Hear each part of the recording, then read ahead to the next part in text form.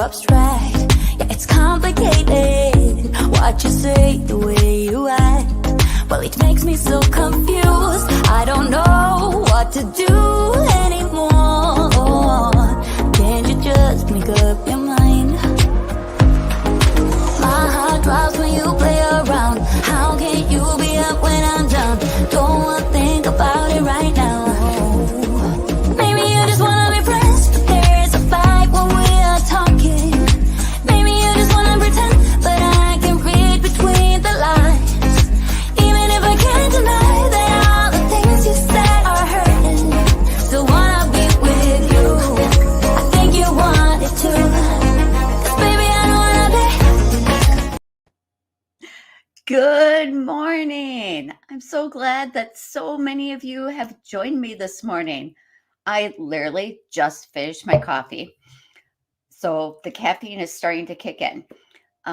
If you don't know me, my name is Shawn Mosch. I have been crafting, I kind of feel like all my life. I kind of started taking crafting more seriously as a side business just a few years ago. My website is my name, ShawnMosch.com.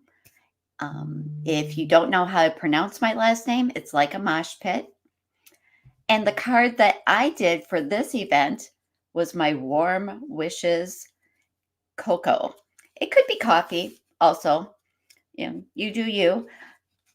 I actually love coffee, and here in Minnesota, there is a coffee company called Caribou Coffee, and they do a coffee that is, I call it the perfect blend of coffee and hot chocolate, and it's got little mini marshmallows.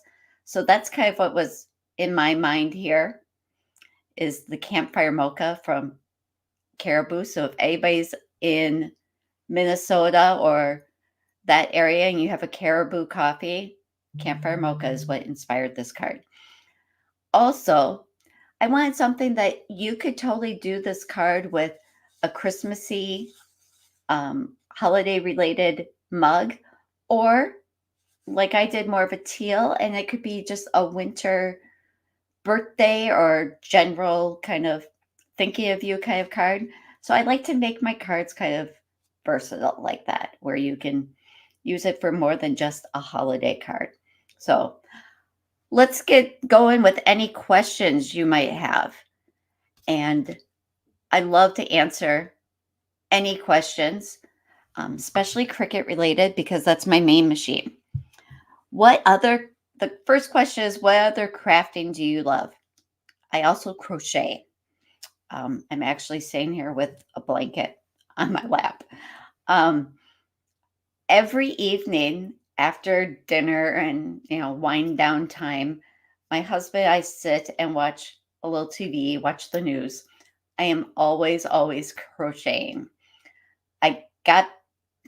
I crocheted years and years and years ago, and then got back into it when I was around 50-ish.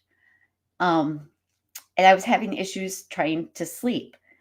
And I would get up in the middle of the night. I was like, okay, I got to do something because I'm awake in the middle of the night. And I would crochet because it was quiet. I didn't have to worry about waking up my husband. Then I found that if I crocheted while we were watching TV, I didn't fall asleep on the couch, so that I slept better at night. So really, crocheting helped my sleep. I have a few crocheting tutorials on my website, but I also have 13 nieces and nephews. So I make them all custom blankets in their favorite colors. And that was Christmas one year, was presents for all of them was blankets. So I love doing that because I feel like a blanket that's homemade is kind of like when you wrap up in it, it's like a big hug from whoever made it. So anybody else Cricut crafters? Because I know there's so many different machines out there. That's why the world of SVG files is great, because you can use them with so many different machines. The drawback with if you design something just in Cricut, it's stuck there in design space. And that's why I've started designing my cards outside of Design Space so that I can provide those SVG files for all of you. So, next question is, thanks for your tips that you shared about putting cardstock on both ends of the mat. Okay, if you like a good tip for saving time or saving money, go and Google my name and then follow me on all of the social medias. I feel like my husband calls me the queen of the tips and tricks. Like when I see somebody doing that something, and I'm like, okay, you're new, that's what you do, but guess what? I got a way to make it easier. So yeah, I've owned a Cricut since 2008. So I've picked up a few tips and tricks along the way. And since it's so early in the day, if you haven't gone to make my card or see my video yet, this is what you're going to get. I like doing a lot of these side edge cards where it's got the shaped edge. It just makes something that could be really simple and kind of boring with straight edges have a little bit more flair to it. I'm thinking I might do this coffee mug in a glitter cardstock because that'd be sparkly. I love a little bit of sparkle. What other questions do you have? Oh, thank you, Carlos. Carlos says it's a gorgeous card. Do you have anything for those of us who do not have Cricuts, like a PDF? I have the SVG, and if you need it in a PDF, email me, shawnmosch@gmail.com, and I can put that together for you. I have to apologize. Sometimes I forget about the people that don't own any machines. And I'm actually working on some ideas. I was playing with them just the other day for the next event because I'm guessing I'll be in another one of these because I love Brandy and her crew and they always call me back. But the next one I'm thinking about would be really great for people who don't own a machine because all you would need is a shape die cut to be able to do it, or actually you could even do it by hand. So yeah, if you need the PDF or a non-SVG version of this, just email me and say, hey, thanks. I need the non-digital. There. See, can you tell the coffee hasn't quite gotten all the way to the brain because words are hard. Next question is, what size is the finished card? This is a slim line card. I don't have the dimensions in front of me, but slim line cards typically would fit in a business size envelope. I hate making envelopes. So I go for the easy out and do cards that would fit in your standard business size envelope. Or I go to the craft store and just buy the blank envelopes and then I make the cards for the A2, A7, whatever's. I just hate making envelopes. I don't know why, but I guess part of it is I'm always worried that they're going to pop open. So if I'm giving it to somebody, I'm okay with making an envelope. But since I mail cards to all my nieces and nephews for their birthdays, I get worried that it's going to pop open and I want something that's more manufactured and I know it's secure. The next question is, what Cricut machine do you use most? Guess what? I only own one Cricut machine. I am the person that's going to tell you, you don't necessarily need the newest, latest, greatest, and most expensive machine. I really, really, really like to talk to people and find out what they want to make. If your main thing is card making, the Explorer is going to get you there just fine. If you're doing vinyl and some of those other things, still at the Explorer, and I wouldn't even get the 3, just the regular old Explorer. Mine is the original Explorer, like not even the 2. Literally, when I bought mine, or mine was bought for me, my husband enables me. It was like the next week after he bought mine, they came out with the Air 2. So then the Bluetooth was in it. So mine is the older model, not even available in stores anymore. And I have to have a Bluetooth adapter in it. But guess what? If I can make all the stuff you see me making with that machine, then you, with all of the newer machines, can really make anything. So the only machines that are older than the one I have are the ones that use cartridges. And I actually still have those in a closet somewhere. I strongly recommend that people really do the research and look at what they want to make. Like the people that are like, oh, I really want to make stickers. Like, okay, then the original Joy is not for you. Take that off your list to even look at, because you would have to do a hack or a workaround in order to make the Joy do print and cut stickers. So instead of having to learn all that workaround stuff, just take that one off your list. If you never, ever, ever want to cut something that's like 4 feet long and a continuous cut, you really could take the Air 3 or the Explorer 3 and the Maker 3 off your shopping list.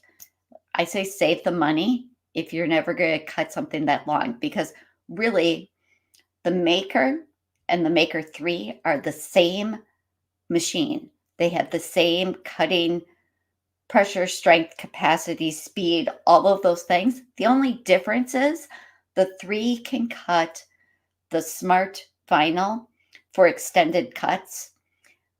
And if you're like, well, I'm never going to cut anything 4 feet long, then you really don't need it. So the drawback of the 3 is, while it can cut that length, you have to use the Cricut brand smart vinyl. And if you've followed me for more than a minute, you know I'm not a fan of the Cricut brand vinyl. I like Caesar.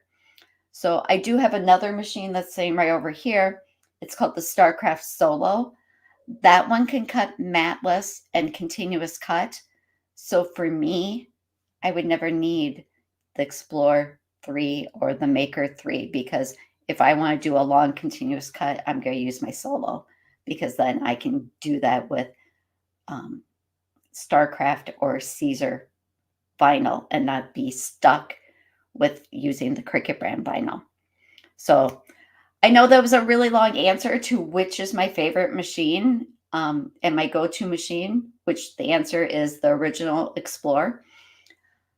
But I feel like we were on that path of all the different machines. So I just kept going. So any other questions? Next question is, do you create other crafts than cards? Oh my gosh, yes. I do so many other things than cards. Cards are kind of my main thing right now, just because I have so many nieces and nephews. I make them handmade birthday cards.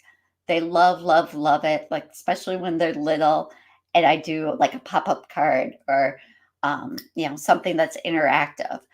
They also love it when they're into something new. Like I have one of my nieces is kind of obsessed with horses.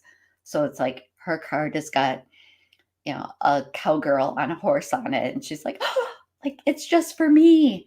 They love that. So that's kind of my main thing. I started off kind of using my Cricut for scrapbooking way, way back in the day. I would do the scrapbooking. I was using the sticker letters, and I always hated it that I'd be doing my title, and then it's like, I need one more blue E. So then you're writing to the store in the middle of the day and buying a new, pack of stickers just because you need one letter. And then my husband was actually the one that, was like, why don't you get a Cricut? I was like, oh, that's so expensive. He's like, and so is writing to the store for stickers and then you're complaining about it's blue, but it's not the right shade of blue, but it's close enough because that's all they have. So he actually was the one that got me on my Cricut journey. Um, so he's a really great husband because he enables my crafting. Um, so I started with scrapbooking, and that was my main Cricut thing for a very, very long time. And then when I started sharing my crafts, people were like, "Oh, how'd you do that?" And then my daughter started to get interest in things, and she wanted me to make a big, larger than that thing for her wall when she was young. So I was like, I did that. And then I started doing the cards. And then kind of once again, it was my daughter that was like, Mom, can you make me a shirt with this? Cut it with your Cricut. I was like, okay. So then I started doing stuff with vinyl. So I guess now that I'm saying all this, my family really enables me. So I do more paper crafts than vinyl crafts. Um, Not sure why. Um, because I enjoy them all. It really depends on what I'm feeling. Sometimes I'm doing things for gifts for people. So like a wedding gift, I might do a floating frame with the couple's name on it. It really just depends. I like that I'm not just doing one thing all the time. I know a lot of you see me in the card making summits, but if you can make it on your Cricut, I've probably done it. I've done engraving.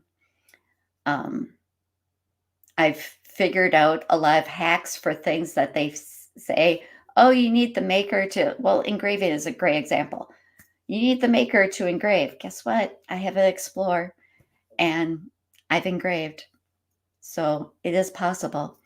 I love using the Cricut pens on my cards. I know I didn't do it on this one, but I do not like my own handwriting in printing.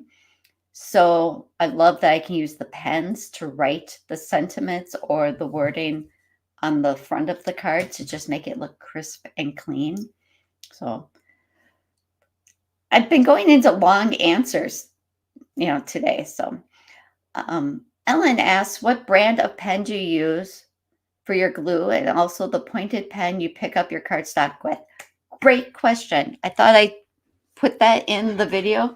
So the pen that I use for glue, and I wish I had it sitting here, is the Zig, Z-I-G glue pen.